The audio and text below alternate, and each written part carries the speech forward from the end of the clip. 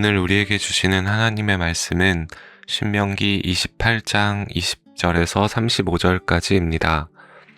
내가 악을 행하여 그를 잊음으로 내 손으로 하는 모든 일에 여호와께서 저주와 혼란과 책망을 내리사 망하며 속히 파멸하게 하실 것이며 여호와께서 내 몸에 연병이 들게 하사 내가 들어가 차지할 땅에서 마침내 너를 멸하실 것이며 여호와께서 폐병과 열병과 염증과 학질과 한재와 풍재와 썩는 재앙으로 너를 치시리니 이 재앙들이 너를 따라서 너를 진멸하게 할 것이라. 내 머리 위에 하늘은 놋이 되고 내 아래의 땅은 철이 될 것이며 여호와께서 비 대신에 티끌과 모래를 내 땅에 내리시리니 그것들이 하늘에서 내 위에 내려 마침내 너를 멸하리라. 여호와께서 내 적군 앞에서 너를 패하게 하시리니 내가 그들을 치러 한 길로 나가서 그들 앞에서 7길로 도망할 것이며 내가 또 땅의 모든 나라 중에 흩어지고 내 시체가 공중의 모든 새와 땅의 짐승들의 밥이 될 것이나 그것들을 쫓아줄 자가 없을 것이며 여호와께서 애굽의 종기와 치질과 괴혈병과 피부병으로 너를 치시리니 내가 치유받지 못할 것이며 여호와께서 또 너를 미치는 것과 눈 머는 것과 정신병으로 치시리니 맹인이 어두운 데에서 더듬는 것과 같이 내가 백주에도 더듬고 내 길이 형통하지 못하여 항상 압제와 노략을 당할 뿐이리니 너를 구원할 자가 없을 것이며 내가 여자와 약혼하였으나 다른 사람이 그 여자와 같이 동침할 것이요 집을 건축하였으나 거기에 거주하지 못할 것이요 포도원을 심었으나 내가 그 열매를 따지 못할 것이며 내 소를 내 목전에서 잡았으나 내가 먹지 못할 것이며 내 나귀를 내 목전에서 빼앗겨도 도로 찾지 못할 것이며 내 양을 원수에게 빼앗길 것이나 너를 도와줄 자가 없을 것이며 내 자녀를 다른 민족에게 빼앗기고 종일 생각하고 찾음으로 눈이 피곤하여지나 내 손에 힘이 없을 것이며 내 토지 소산과 내 수고로 얻은 것을 내가 알지 못하는 민족이 먹겠고 너는 항상 압제와 학대를 받을 뿐이리니 이러므로 내 눈에 보이는 일로 말미암아 내가 미치리라. 여호와께서 내 무릎과 다리를 쳐서 고치지 못할 심한 종기를 생기게 하여 발바닥에서부터 정수리까지 이르게 하시리라. 아멘. 오늘 본문은 설교자들이 가장 부담스러워하는 본문이자 성경을 읽는 자들도 간단히 넘어가기 어려운 본문입니다. 하나님께서 불순종하는 자들에게 저주와 심판을 주신다는 약속이 기록되어 있지요. 어떤 분들에게는 상당히 거부감이 드는 그런 본문일 수도 있습니다. 그러나 기록된 성경은 단 한 구절도 필요 없는 구절이 없으며 모든 본문은 우리 영혼의 유익함을 믿음으로 고백합니다. 오늘 읽은 이 본문에도 우리의 영혼에 큰 유익이 있는데요. 우리 모두가 그런 영적 유익을 누릴 수 있기를 소망합니다. 본문의 내용은 그리 어렵지 않습니다. 만약 이스라엘이 불순종하면 저주와 심판을 내리겠다는 말씀입니다. 그리고 실제로 이스라엘 역사 가운데에 문자 그대로 이루어졌죠. 그렇다면 우리 하나님은 순종하면 복을 주시고 불순종하면 저주를 퍼부으시는 인과응보의 하나님이신가요? 본문을 문자 그대로 적용하면 우리는 큰 혼란에 휩싸이게 됩니다. 우리는 잘 알고 있습니다. 1절에서 14절에 기록된 복을 충분하게 누리고 있는 것처럼 보이는 사람들 중에 불신자들이 많다는 사실을요. 반면에 오늘 읽은 본문의 저주를 겪은 신실한 성도들도 많다는 사실을 알고 있습니다. 그러므로 사랑하는 여러분, 오늘 본문을 문자 그대로 자신에게 적용하지는 마십시오. 여러분 중 말로 다 할 수 없는 고난과 고통의 시간을 보내는 분들은 내가 불순종해서 그래, 내가 죄인이지 와 같은 그런 생각을 갖지 마시기 바랍니다. 그럴 수도 있지만 아닐 수도 있기 때문입니다. 야고보서 1장을 보면 하나님께서 믿는 자를 연단하시고 훈련시키기 위해 시험을 주신다고 기록합니다. 금과 같이 정결한 믿음을 가질 수 있도록 그리스도의 장성한 분량에 충만하게 이를 때까지 잘할 수 있도록 허락하시는 훈련이 있습니다. 그런가 하면 우리의 욕심과 범죄로 인한 고통과 고난도 있는 것이죠. 우리가 자초하여 얻게 된 고통도 있다는 것입니다. 그래서 이 둘을 잘 분별해야 할 것입니다. 나아가서 성경이 말하는 궁극적인 복과 저주는 단지 이런 외적인 것에만 국한되지 않습니다. 성경이 말하는 궁극적인 복은 예수 그리스도입니다. 단 하나의 영원한 복이지요. 예수 그리스도 안에서 그리스도의 아버지인 하나님을 보는 자는 복이 있습니다. 이것을 믿는 자 복이 있습니다. 영원한 생명을 누리게 될 것이기 때문입니다. 성경이 말하는 궁극적인 저주는 예수 그리스도 밖에 있는 자입니다. 예수 그리스도 밖에 있으면 그의 아버지 하나님을 볼 수도 믿을 수도 없습니다. 주님은 그들이 사망 가운데 있다고 말씀하십니다. 그러므로 사랑하는 여러분, 우리의 삶의 모습과 관계없이 우리가 예수님 안에 있는지 잘 살펴보십시오.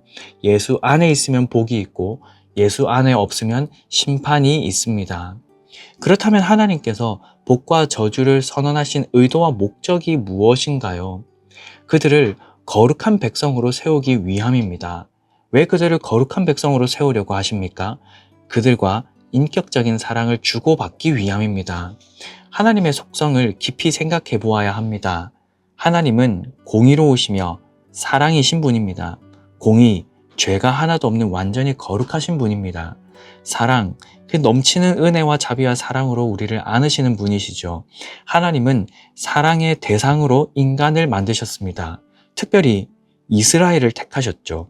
하나님께서 거룩하시기에 사랑의 대상도 거룩해야 합니다. 그러므로 이스라엘은 거룩한 나라가 되어야 합니다. 이스라엘이 거룩하기 위해서는 하나님의 법에 순종해야 합니다. 하나님의 법에 순종하여 거룩한 나라로 세워진 이스라엘은 하나님과 인격적인 사랑의 관계를 갖는 놀라운 복을 누립니다. 그러므로 하나님을 사랑한다면 하나님의 법에 순종해야 합니다. 순종을 통해 하나님을 사랑하는 것이죠. 순종은 사랑하는 하나님에 대한 존중이고 인격적인 반응이며 사랑의 적극적인 표현입니다. 사랑함으로 순종한다면 그 순종은 기쁨이고 즐거움이며 행복입니다. 사랑하는 여러분, 순종의 목적을 다시 한번 잘 생각하셔야 합니다. 복을 받는 게 목적이 아닙니다. 저주를 피하는 게 목적도 아닙니다. 구원을 받는 것은 더더욱이 아닙니다. 구원, 예수 그리스도 안에서 이미 거저 주어졌습니다. 복, 예수 그리스도가 모든 복의 근원이시며 역시나 이미 우리가 받았죠. 저주, 예수 안에서 모든 저주와 사망은 이미 우리를 주장하지 못합니다. 순종을 통해 나의 유익을 얻는 것, 그것은 이방 종교의 원리와 같습니다. 그러므로 사랑하는 여러분, 순종의 목적은 나의 유익을 위함이 아닙니다. 순종의 목적은 하나님을 향한 진실하고 뜨거운 사랑에 있죠. 정말 그렇습니까? 정말로 그렇습니다. 하나님을 사랑하는 사람은 하나님의 말씀을 듣고 배우고 행하며 살아갑니다. 주의 말씀을 듣고 배우고 행하며 사는 자는 하나님을 사랑하는 사람입니다. 요한복음 14장 15절에서 예수님은 말씀하십니다. 너희가 나를 사랑하면 나의 계명을 지키리라. 그리고 말씀을 이어가시다가 21절에 이렇게 말씀하시죠. 나의 계명을 지키는 자라야 나를 사랑하는 자니. 이런 문장 구조를 교차 대꾸법이라고 부르는데요. 매우 강조할 때 사용하는 기법입니다. 예수님의 말씀이란 사실만으로도 이미 충분히 중요한데 이런 기법까지 사용했으니 얼마나 중요한 내용이겠습니까? 요한일서 2장 3절에서 5절은 다음과 같이 기록합니다. 우리가 그의 계명을 지키면 이로써 우리가 그를 아는 줄로 알 것이요 그를 아노라 하고 그의 계명을 지키지 아니하는 자는 거짓말하는 자요 진리가 그 속에 있지 아니하되 누구든지 그의 말씀을 지키는 자는 하나님의 사랑이 참으로 그 속에서 온전하게 되었나니 이로써 우리가 그의 안에 있는 줄을 아노라. 사랑하는 여러분, 하나님을 사랑하십니까? 그렇다면 주의 말씀을 자주 보시기 바랍니다. 그 음성을 반갑게 대하십시오. 순종을 기쁨으로 행복하게 행하시기 바랍니다. 순종은 뜨거운 사랑이 담긴 하나님의 명령이자 하나님의 부탁입니다.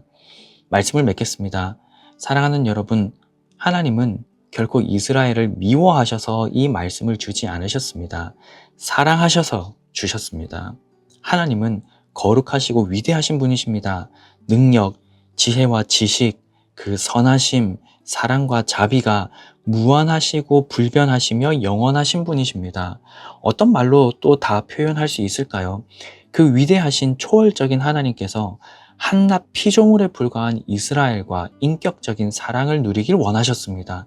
그래서 그들에게 순종의 법을 주셨습니다.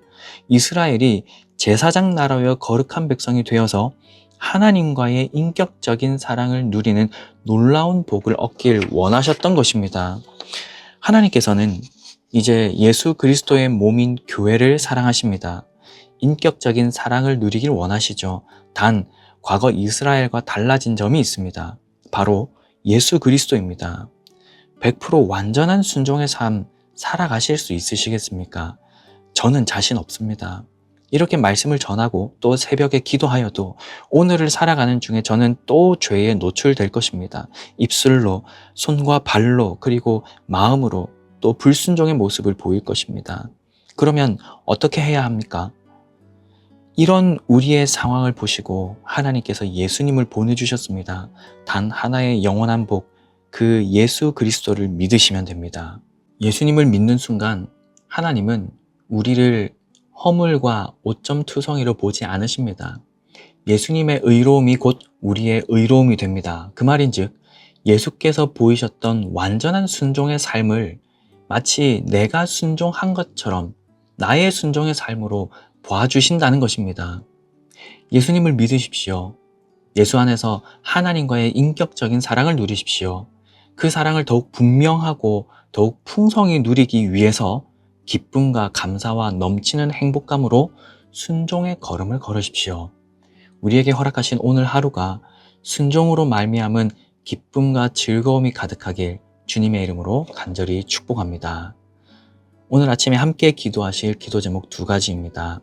첫 번째, 오늘 하루 기쁨과 감사와 넘치는 행복감으로 순종의 걸음을 걸어 주님을 더욱 사랑하게 하소서. 두 번째, 내일 주일 예배 가운데 은혜와 진리와 사랑이 가득하게 하소서. 이 2가지 기도 제목으로 기도하시고 개인적인 기도 제목으로 계속 기도하시기 바랍니다.